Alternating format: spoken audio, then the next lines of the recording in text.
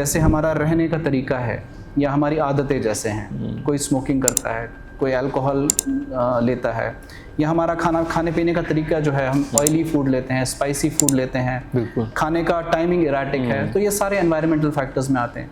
वहीं से दोनों benign as well as cancers इन्हीं वजूहत से पैदा होते हैं। There are people who don't take precautions, they do all of this, लेकिन उनको कोई बीमारी नहीं होती। There are exceptions in the society, but there are people who do take precautions, they end up being ill. जो rash driving करेगा उसका accident होने के चांसेस ज़्यादा हैं जी। उसका ये मतलब भी नहीं है कि जो अच्छे से आराम से गाड़ी चलाता है उसका एक्सीडेंट नहीं हो। चक्कर गच्छुन या खनपत शुगर बासान, these are very subtle symptoms, हम सबको होते हैं जी। हमें इनको इग्नोर नहीं करना चाहिए, क्योंकि इसमें बहुत बड़ी प्रॉब्लम हमारी है।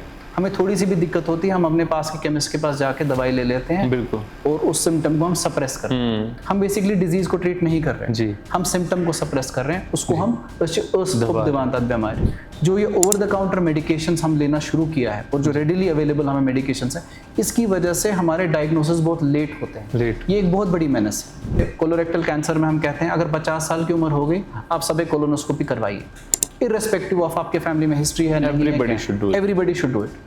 It is a very simple method जिससे आप कोई भी बीमारी एक इंसेप्शन पे ही पकड़ सकते हैं। लिवर में the number one problem that we see is fatty liver. मतलब किसी का भी आप अल्ट्रासाउंड देखिए, अगर 100 लोग हमारे अल्ट्रासाउंड कराएंगे, 60 से 70 को किसी न किसी ग्रेड का फैटी लिवर आता है। तो जो हम खाना खाते हैं उसमें जो एक्सेसिव फैट जो बनता है, वो अगर हम कंज्यूम नहीं करते, वो कहीं ना कहीं स्टोर होता है, तो वो लिवर में जाके स्टोर हो जाता है। और ये फैट अगर यूज नहीं होता है, ये धीरे धीरे लिवर की सेल्स को रिप्लेस करता है, उसी को हम फैटी लिवर बोलते हैं।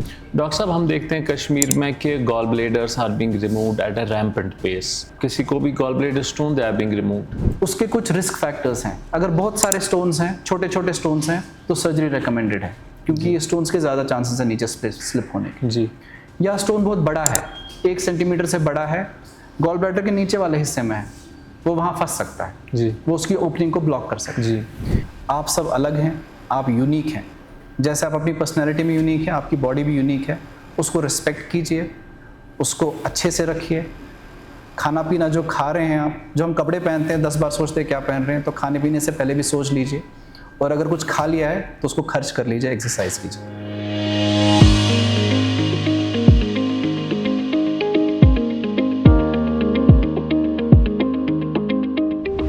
नाज़रीन, खैर मकदम है आपका हमारे प्रोग्राम सेहतनामा में। इस प्रोग्राम में हम मुख्तलिफ डॉक्टर हज़रात से बात करते हैं, उनकी लाइफ जर्नीज़ के बारे में बात करते हैं और मुख्तलिफ अमराज के बारे में भी बात करते हैं। आज हमारे साथ डॉक्टर हमजा वानी साहब मौजूद है, जो एसोसिएट डायरेक्टर है सर्जिकल गैस्ट्रोएंटरोलॉजी पारस हॉस्पिटल। उनसे बात करेंगे उनकी लाइफ जर्नी के बारे में और मुख्तलिफ अमराज और जो सर्जिकल प्रोसीजर्स वो अंजाम देते हैं उनके बारे में। डॉक्टर साहब, बहुत खैर मकदम है आपका हमारे प्रोग्राम में।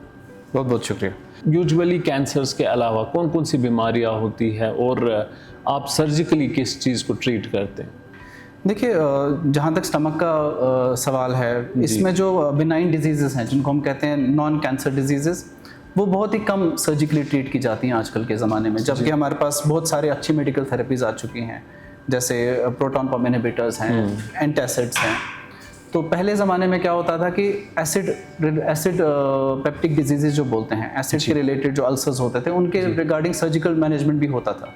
बट आजकल स्टमक के हवाले से सर्जिकल ट्रीटमेंट या तो कैंसर्स के पॉइंट ऑफ व्यू से ज़्यादा होता है, या तो कुछ स्ट्रक्चरल डिजीज़ होती हैं स्टमक में, जैसे स्टमक छाती में चला गया हो या स्टमक घूम गया हो, जो रिलेटिवली कम इंसिडेंस है जिन चीज़ों की।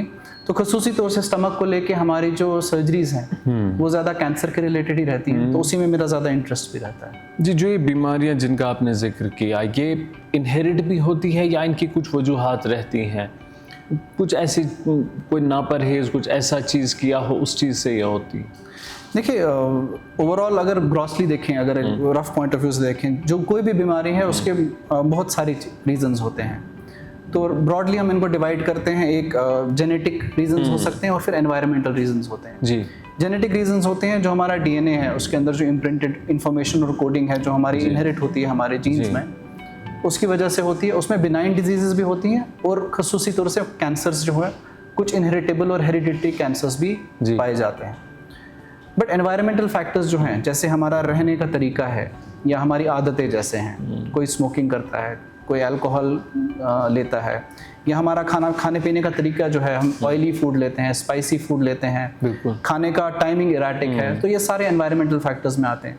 ये सारे फैक्टर्स जब आपस में मिलते हैं तो एक कॉकटेल बनता है जिससे किसी बीमारी की नींव पड़ती है। तो वहीं से दोनों benign as well as cancers इन्हीं वजूहत से पैदा होते हैं। अब जैसा कि आपकी स्पेशलाइजेशन भी कैंसर्स में है खासकर, तो हमें कैंसर्स के बारे में बताइए। जब हम देखते हैं हमारी सोसाइटी में कैंसर की शरह दिन ब दिन बढ़ती चली जा रही है, आपको क्या लगता है क्या वजूहात है? देखिए, सबसे पहले जो कैंसर जो वर्ड है ये एक बहुत खौफनाक वर्ड है जी। मेरा मानना रहता है जो अगर किसी फैमिली में किसी को कैंसर होता है, ये पूरी फैमिली को इन्वॉल्व करता है जी। तो इसकी इंसिडेंस ओवरऑल जो मतलब सुनने में आई है वो काफ़ी बड़ी है और हकीकतन भी बड़ी है। उसके कुछ वजूहात हैं, जैसे सबसे पहले मैं बोलूँगा कि लोगों की अवेयरनेस जो है इस चीज़ को लेके बड़ी है।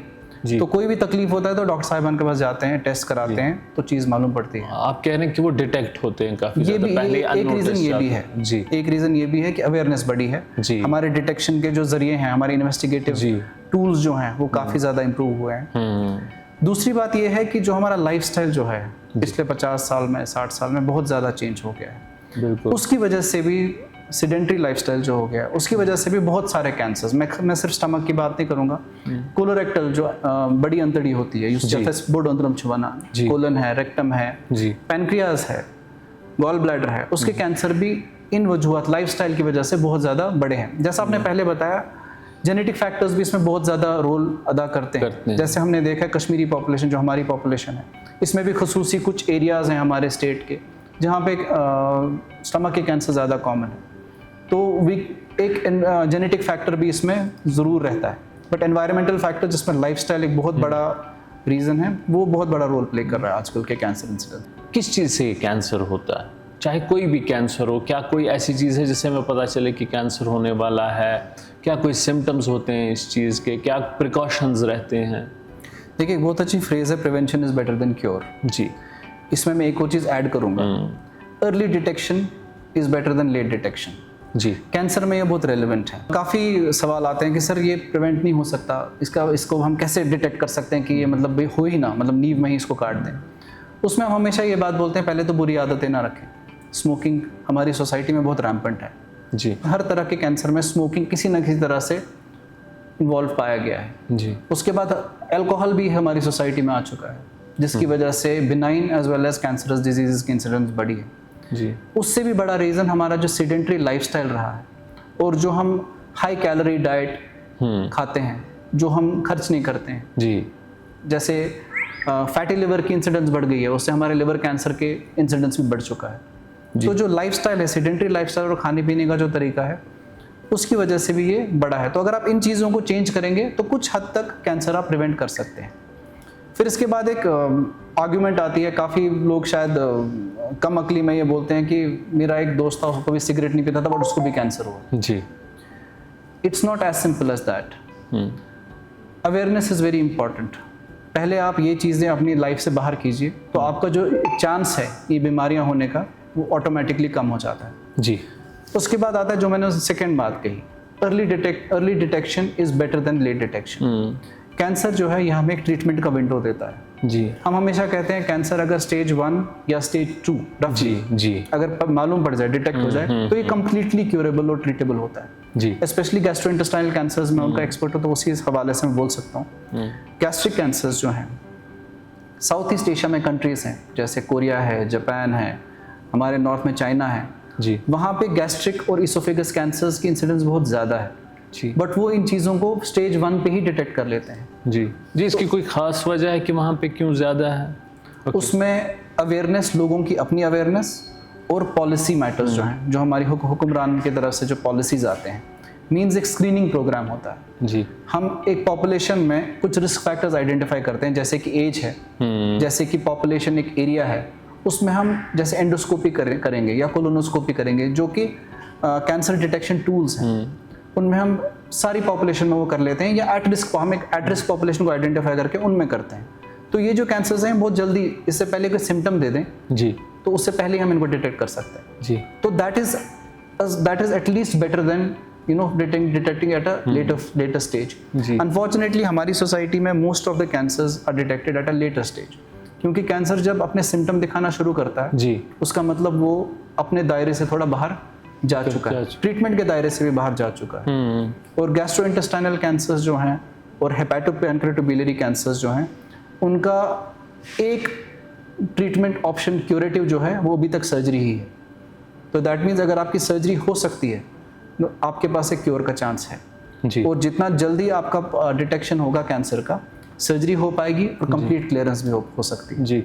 There are people who don't take precautions, whether it's their sedentary lifestyle या उनका फिर फूड हैबिट्स या फिर स्मोकिंग हो गया. They do all of this, लेकिन उनको कोई बीमारी नहीं होती. There are exceptions in the society, but there are people who do take precautions, they end up being ill. ज़रूरी नहीं है कैंसर की बीमारी हो, तो कोई और बीमारी. क्या वजूहात रहती है इस चीज़ की? क्या इसका कुछ लेना देना इम्यूनिटी से है या कुछ और वजूहात है?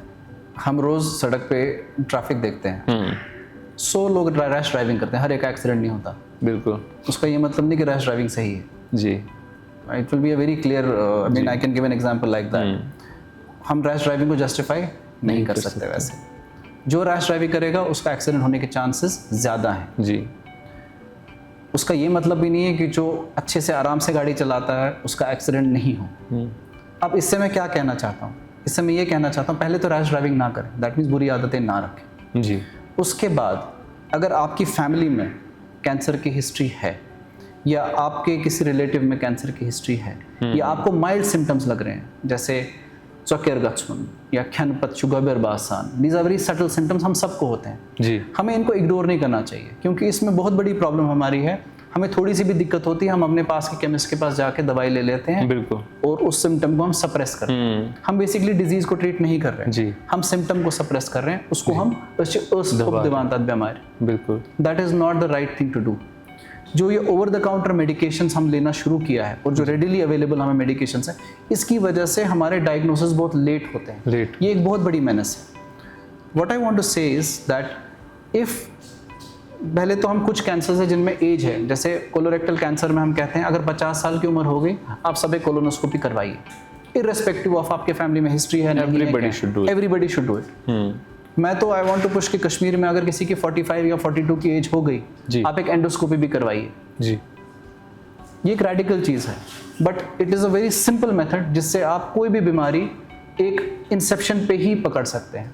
जी. गैस्ट्रिक कैंसर्स और कोलन कैंसर्स जो हैं, इनके जो स्टार्टिंग के जो मतलब जो सिम्टम्स होते हैं लोकल, जिनको हम पॉलिप्स बोलते हैं या छोटे छोटे लीजन्स होते हैं, उनका ट्रीटमेंट एंडोस्कोपी से हो सकता है. सो आप सोचिए कोई चीज़ जो आपकी ज़िंदगी को 180 डिग्री टर्न करके उसको ख़त्म कर सकती है, जी. आप उसको 1 साल 6, 7, 8 महीने पहले इस अवेयरनेस की वजह से सिर्फ एक एंडोस्कोपी के मीडियम से ट्रीट कर सकते हैं. It is as simple as that. वारियन चुच्चा बासान, वारियन चुगा बासान. So at what as?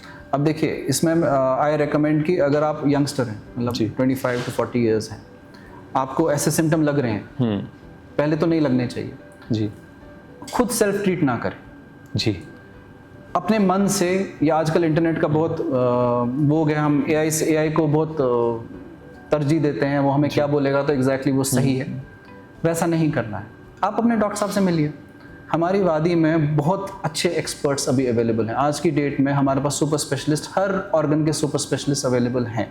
Ji. Gastroenterologist, बहुत बेहतरीन गैस्ट्रोएंट्रोलॉजिस्ट हैं. जी. आपको सिम्टम लग रहा है, आप उनसे मिलिए. They will decide whether you need an endoscopy और not, whether you need a test और नॉट. इन चीज़ों से डरना नहीं है. रादर देन आप दवाई लेके उसको चुप करा के आप अपने आप को सेल्फ सेटिस्फाई करेंगे, आप किसी एक्सपर्ट से मिलिए और उससे सेटिस्फाई होइए. जी. जी. That is my recommendation. जी. जी. जब हम बात करते हैं लिवर के कैंसर्स, क्या शरह है कश्मीर में जब आप देखते हैं, क्या वो भी ऑन द राइज है? What about pancreatic cancers as well? Liver में the number 1 problem that we see is fatty liver. मतलब किसी का भी आप अल्ट्रासाउंड देखिए, अगर 100 लोग हमारे अल्ट्रासाउंड कराएंगे, 60 से 70 को किसी न किसी ग्रेड का फैटी लिवर आता है. फिर हमारे पास डॉक्टर साहब मेरा ग्रेड 1 ग्रेड 2 फैटी लिवर है, ये क्या है? जी. फैटी लिवर को अगर सिंपल लैंग्वेज में समझना है, लिवर हमारे पेट की फैक्ट्री है, हमारे जिस्म की फैक्ट्री है. वहाँ पे चीज़ें बनती भी हैं और स्टोर भी होती हैं. जी. फैट भी स्टोर होता है. तो जो हम खाना खाते हैं उसमें जो एक्सेसिव फैट जो बनता है, वो अगर हम कंज्यूम नहीं करते वो कहीं ना कहीं स्टोर होता है, तो वो लिवर में जाके स्टोर होता स्टोर हो जाए। है। और ये फैट अगर यूज़ नहीं होता है, ये धीरे धीरे लिवर की सेल्स को रिप्लेस करता है, हाँ। उसी को हम फैटी लिवर बोलते हैं। ठीक है। अब लिवर जो ऑर्गन है, इसकी एक बेहतरीन क्वालिटी है कि ये काफ़ी हद तक स्ट्रेस को झेल सकता है, जी। और अगर ये इसको हमें कुछ हिस्सा निकालना पड़े, ये वापस रीजनरेट होता है। तो इसीलिए इसके सिम्टम्स जो है काफ़ी टाइम तक इग्नोर होते हैं। But unfortunately this fatty liver has progress to an extent जिसको हम inflammatory part of liver disease कहते हैं, जिसको हम स्टेटोहेपेटाइटिस बोलते हैं। मतलब एम चर्ब सच अथ लिवरस वर्म तक खसान, जी। वर्म सच अथ यम सेल्स यम अटैक करान अथ यम इन्फ्लेमेटरी सेल्स जी। तिम तथ अथ मज आसान, तो वो लिवर को ऑटोमेटिकली डैमेज करती है। अगले 10 साल में जो लिवर ट्रांसप्लांट है, उसका सबसे कॉमन रीज़न यही होने वाला है। जी। अल्कोहल रिलेटेड लिवर डिजीज़ अब कम होगी, जी। फैट रिलेटेड लिवर डिजीज़ जो है उसके वजह से ट्रांसप्लांट के इंसिडेंट ज़्यादा होंगे। जी। तो ये जो फैटी लिवर है, इसको ट्रीट हमें सिर्फ लाइफस्टाइल से ही करना है। जी, आपने बोला कश्मीर में भी काफ़ी रैम्पेंट है ये, तो कैसे प्रिवेंट हो सकता है? Without medication is there a way out? देखिए, medication is not a solution for lifestyle things. मैं हमेशा अपने पेशेंट्स को बोलता हूँ, दवाई या तो इन्फेक्शन है तो दवाई डॉक्टर साहब ने लिखी तो खानी है, या आपको ब्लड प्रेशर है तो ब्लड प्रेशर की दवाई खानी है, शुगर है या डॉक्टर साहब ने कोई क्रॉनिक डिजीज़ है, ट्यूबरकुलोसिस है, उसके लिए डॉक्टर साहब ने रिकमेंड किया दवाई खानी है। जी। जो फैटी लिवर है, वेट गेन है, मैलेस है या कमज़ोरी है, इनको आप दवाइयों से ट्रीट नहीं कर सकते। जी। दवाइयाँ इनका सोल्यूशन नहीं है। इनका सोल्यूशन आपका lifestyle modification means active lifestyle, resistance training जी। means weight training if you are young, and brisk walking if you are elderly, and altering your calorie intake. That means जितनी sugars आप ले रहे हैं, जी। शुगर चीनी नहीं है, शुगर चावल में भी है, शुगर आपके आटे में भी है, शुगर आपके तेल से भी आता है। आपको एनर्जी जो है, कैलोरीज जो है, हर एक चीज़ का कैलोरीफिक वैल्यू है। जिस चीज़ का कैलोरीफिक वैल्यू है उसमें शुगर है, जी। तो उसे शुगर ही बनना है। जी। जी। और एक्स्ट्रा शुगर जाके एक्स्ट्रा जगहों पे स्टोर होना है और वहाँ पे उसने डैमेज करना है। जी। जी। डॉक्टर साहब, we talked about a lot of issues. At last I like to ask you, tell me about the procedures you perform. जो गैस्ट्रोइंटेस्टाइनल ट्रैक्ट है, उसके सारी diseases I manage, surgical problems जो होती हैं। इसमें अगर हम गॉल ब्लैडर की बात करें या लिवर की बात करें, उसमें स्टोन डिजीजेज आती हैं, जैसे गॉल स्टोन है, बाइल डक्ट में स्टोन है, गॉल ब्लैडर सर्जरी के बाद बाइल डक्ट में इंजरी हो जाती है, वहाँ पे तंगी हो जाती है, जॉन्डिस हो जाता है, या इनके कैंसर होते हैं, जैसे गॉल ब्लैडर का कैंसर है, लिवर का कैंसर, बाइल डक्ट का कैंसर, पैनक्रियाज। फिर इसके बाद स्टमक, स्मॉल और लार्ज इंटेस्टाइन की डिजीजेज जो हैं, जो सर्जिकल ट्रीटमेंट होता है, जैसे इन्फ्लेमेटरी बाउल डिजीज़ है, क्रॉन्स डिजीज़ है, अल्सरेटिव कोलाइटिस या कैंसर रिलेटेड डिजीजेज जो हैं, तो उनका सर्जिकल ट्रीटमेंट हम करते हैं। और एक और बात है, मोस्ट ऑफ दीज डिजीजेज जो हैं, स्पेशली कोलोरेक्टल और गैस्ट्रिक कैंसर जो है, उसका ट्रीटमेंट हम मिनिमल एक्सेस टेक्निक से करते हैं। जी। मिनिमल एक्सेस का मतलब हो गया कि हम इंसिजन या चाक या तिस्मनांचे वो नहीं देते हैं, जी। हम की होल से ये सर्जरीज करते हैं। ओके, व्हाट इज दैट की होल? की होल सर्जरी 2 टाइप की होती है, एक लैप्रोस्कोपिक होती है, एक रोबोटिक होती है। ओके। तो हम यहाँ लैप्रोस्कोपिक सर्जरी ऑफर करते हैं अपने पेशेंट्स को। इसमें 2 बेनिफिट होते हैं। एक तो जो हमारा विजन है, जो कैंसर का विजन है अंदर जो हम देखते हैं, वो बहुत ही ज़्यादा मैग्नीफाई होता है, तो दैट मीन्स हम सर्जरी बहुत बेहतरीन और अच्छी तरीके से कर पाते हैं। ब्लड लॉस जो है सर्जरी का, वो ऑलमोस्ट 1/3 या उससे भी कम हो जाता है। जी। पेन तो ऑलमोस्ट नेग्लिजिबल होती है, पेशेंट को कोई पेन नहीं होता। जी। रिकवरी बहुत अच्छी होती है। अमूमन कैंसर पेशेंट जो होते हैं, उनको सर्जरी के बाद कीमोथेरेपी की ज़रूरत पड़ती है, तो जो वक्फा है सर्जरी और कीमोथेरेपी के बीच में बहुत कम हो जाता है। तो एक बहुत ही इफेक्टिव ट्रीटमेंट मोडालिटी है। आजकल तो गैस्ट्रिक कैंसर और कोलोरेक्टल कैंसर्स जो हैं, उनके लिए लैप्रोस्कोपी एक प्रेफर्ड ट्रीटमेंट माना जाता है। गोडोसी कॉन्सेप्ट आसान की कैंसर च मूल आसान काढून या चुबोड चाक आसान नचली नेरान के, but that concept has completely changed in the past 20 years now. अब 20 साल हो गए हैं। जी। कोई भी कैंसर ट्रीटमेंट है वो मिनिमल एक्सेस से ज़्यादा अच्छी तरह ट्रीट होता है और रिकवरी बहुत अच्छी होती है, दोनों चीज़ें। डॉक्टर साहब, हम देखते हैं कश्मीर में कि gall bladders are being removed at a rampant pace, तो किस हद तक सही है ये? किसी को भी gall bladder stone they are being removed? Gall bladder के रिलेटेड ये मेरे काफ़ी, this topic is very close to my heart, क्योंकि इस पे मैंने काफ़ी रिसर्च किया है, काफ़ी पेपर्स पब्लिश किए हैं। इनफैक्ट मेरी प्रेजेंटेशन जापान में भी इसको लेके थी कि गॉल ब्लैडर स्टोन जो है, जी, ये कब इसकी सर्जरी करनी चाहिए, कब नहीं करनी चाहिए, और सब में करनी चाहिए कि नहीं करनी चाहिए। अब इसमें प्रॉब्लम ये है कि गॉल ब्लैडर स्टोन जो है ये किडनी स्टोन से अलग है। ओके। जो गॉल ब्लैडर स्टोन बनता है ये गॉल ब्लैडर की नॉन मैल फंक्शन से बनता है, मींस गॉल ब्लैडर अच्छे से काम नहीं करता तभी ये स्टोन बनता है, इसीलिए इसमें हम गॉल ब्लैडर को ही रिमूव करते हैं, ना कि स्टोन को। अब इस स्टोन से प्रॉब्लम क्या हो सकती है, ये स्टोन जो है, ये जो गॉल ब्लैडर है ये नली में जिसको बाइल डक्ट कहते हैं उससे के साथ जुड़ के जी हमारी स्मॉल इंटेस्टाइन में ड्रेन करता है। अब ये स्टोन वहां से जाके इस नली में स्लिप हो सकता है। अब उसके कितने चांसेस हैं, परसेंटेज चांसेस क्या है? वो 10% से कम है।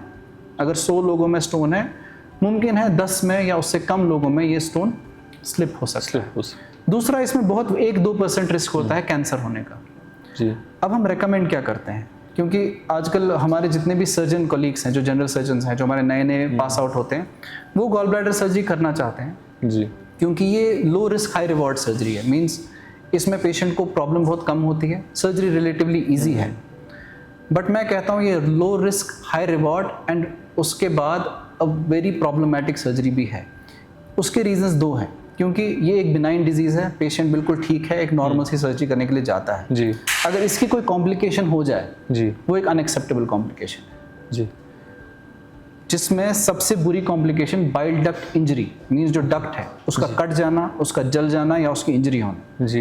ये एक डेवास्टेटिंग इंजरी होती है। आपने वो केसेस भी यहाँ पे देखे? हाँ, जो बाइल डक्ट इंजरी होती है मैं उनका रिपेयर या जो उनका सोल्यूशन होता है दैट आई डू, क्योंकि यूजुअली उनका सर्जिकल ट्रीटमेंट होता है बाद में। तो मेरे पास बहुत ऐसे पेशेंट आते हैं जिनकी बाइल डक्ट इंजरी हुई होती है। तो जनरली हम रेकमेंड करते हैं कि अगर आपको गॉल ब्लैडर में स्टोन है, उसके कुछ रिस्क फैक्टर्स हैं। अगर बहुत सारे स्टोन्स हैं, छोटे छोटे स्टोन्स हैं, तो सर्जरी रेकमेंडेड है, क्योंकि ये स्टोन्स के ज़्यादा चांसेस है नीचे स्लिप होने के। जी। या स्टोन बहुत बड़ा है, 1 सेंटीमीटर से बड़ा है, गॉल ब्लैडर के नीचे वाले हिस्से में है, वो वहाँ फंस सकता है जी, वो उसकी ओपनिंग को ब्लॉक कर सकता है। जी।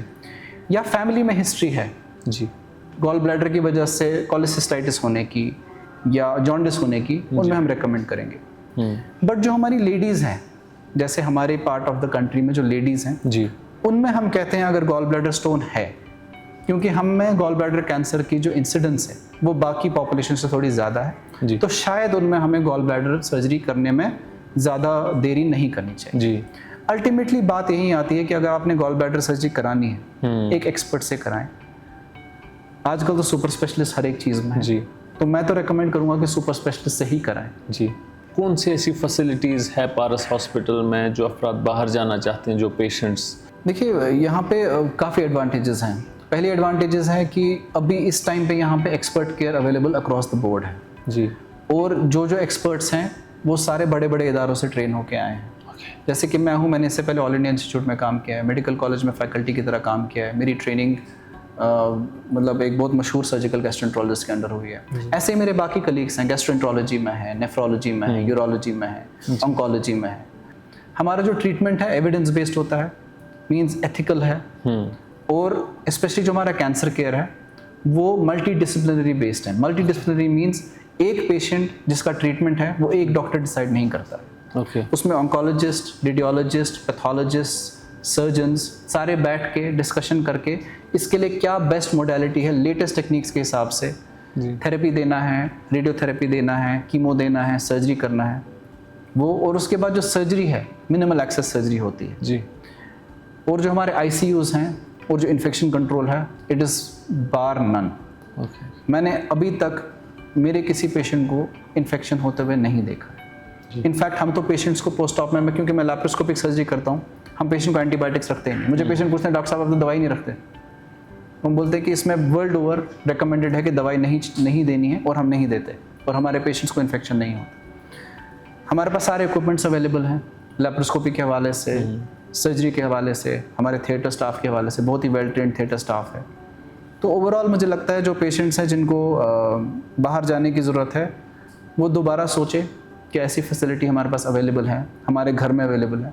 क्योंकि जो ट्रीटमेंट है वो सिर्फ वन टाइम नहीं होता है जी। आपको ट्रीटमेंट के बाद डॉक्टर साहब से मिलना भी है, और अगर कोई मरीज़ बाहर जाता है उसके साथ आप 10 लोग और जाते हैं, बिल्कुल, तो वो सारी चीज़ें आपकी कर्टेल हो जाती हैं जी। तो I think that is a very good benefit to our people. What advice would you like to give to people regardless of the age, regardless of everything, to keep ourselves away from cancers? देखिए, the message is same, stay away from bad habits, don't get into the thing कि उसको नहीं हुआ वो भी कर रहा है, देखा देखी ना करिए। आप सब अलग हैं, आप यूनिक हैं। जैसे आप अपनी पर्सनैलिटी में यूनिक हैं, आपकी बॉडी भी यूनिक है। उसको रिस्पेक्ट कीजिए, उसको अच्छे से रखिए। खाना पीना जो खा रहे हैं आप, जो हम कपड़े पहनते हैं 10 बार सोचते हैं क्या पहन रहे हैं, तो खाने पीने से पहले भी सोच लीजिए। और अगर कुछ खा लिया है तो उसको खर्च कर लीजिए, एक्सरसाइज कीजिए। बहुत शुक्रिया डॉक्टर साहब आपका। नाज़रीन, आपका भी बहुत शुक्रिया प्रोग्राम देखने के लिए। खुदा हाफ़िज़।